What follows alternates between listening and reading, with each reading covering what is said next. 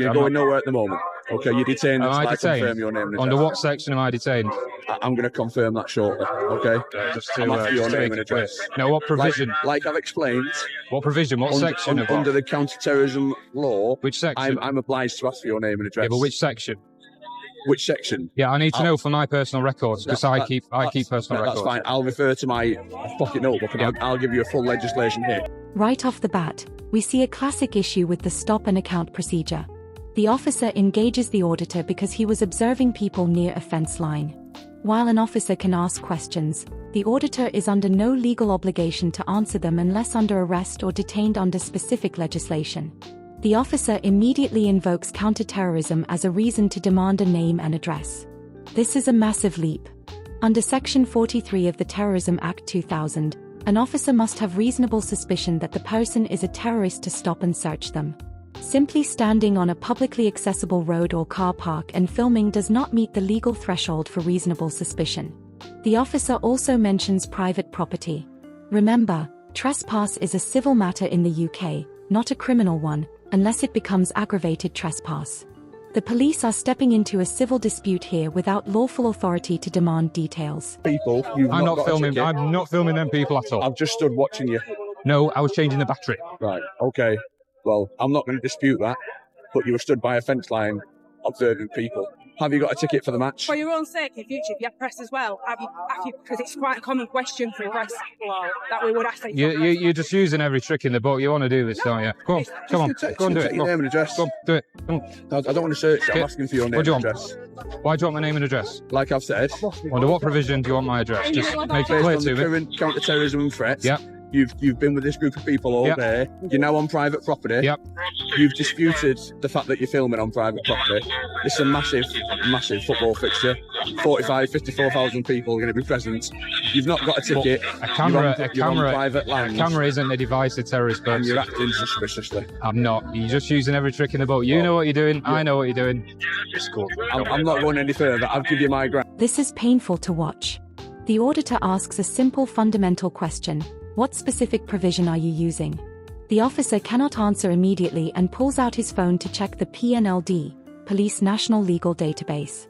If a police officer deprives you of your liberty, which he admits he is doing by saying the man is detained, he must know the power before the detention. You cannot detain a citizen and then Google why you detained them. This arguably makes the detention unlawful from this moment. Under Pace Code A, the officer is required to clearly state the legal power and the grounds before commencing a search. So what provision are you enforcing, sir? Just to your name and address. No, what provision? Like I've explained.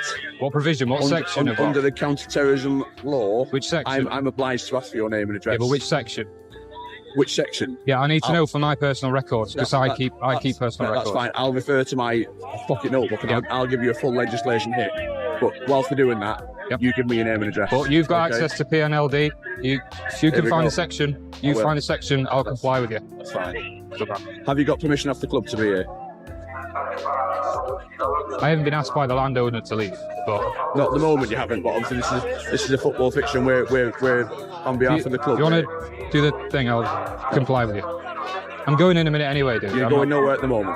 Okay, you're detained. Am I detained? Confirm your name and address. Under what section am I detained? I'm going to confirm that shortly, okay? Surely, because under the counter-terrorism legislation, you've been acting suspiciously all day around a large group of people. You know I am. The officer is now fishing for ID. In the United Kingdom, unlike some other countries, there is no obligation to carry or produce identification when asked by the police unless you are driving a motor vehicle or are being reported for an offence. Like antisocial behaviour under Section 50 of the Police Reform Act, the officer cites acting suspiciously around a large group of people. However, acting suspiciously is not a specific crime. The officer needs to suspect a specific offence is taking place.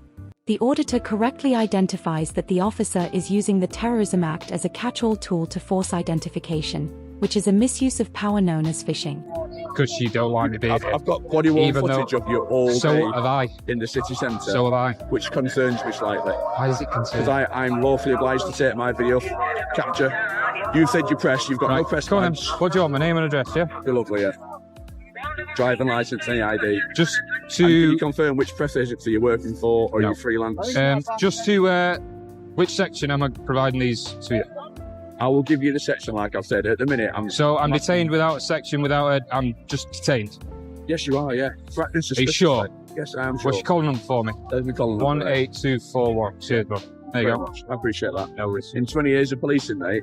You've messed up, not me, mate. You know this, and your colleague knows as well. I disagree entirely. No, your colleague knows as well. She's laughing. I disagree entirely. I know, dude. I know. Don't worry about it. It's fine. We all make mistakes, my friend. Are you it's section 43, I think. Well, it's very kind of you to try and reference that. Once I've put you... The officer implies that because the auditor doesn't have a formal press pass, he isn't press. This is legally incorrect. The UK does not have state-licensed journalists. Anyone can be a freelance photographer or citizen journalist.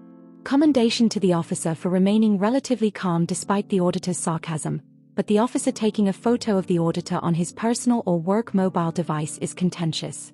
While police can gather intelligence, using a mobile phone to photograph a detainee who isn't being arrested can be seen as an intrusion of privacy, though often justified by officers under identifying a suspect for intelligence reports.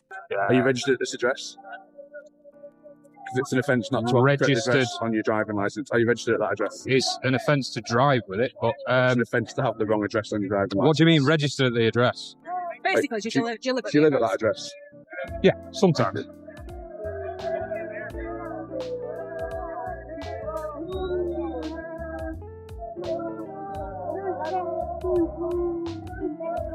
You know, mate. I'm not going to take on any further, but you know what you're doing. I know. What I will confirm with Manchester City is they're going to get your photo on their club camera as well. I don't care. I don't follow football. It's for these kind of people. Don't follow. Not remotely interested. Honestly. Do your worst. Tell the SAS. My pitch frozen, so you have to bear with me for the moment, okay?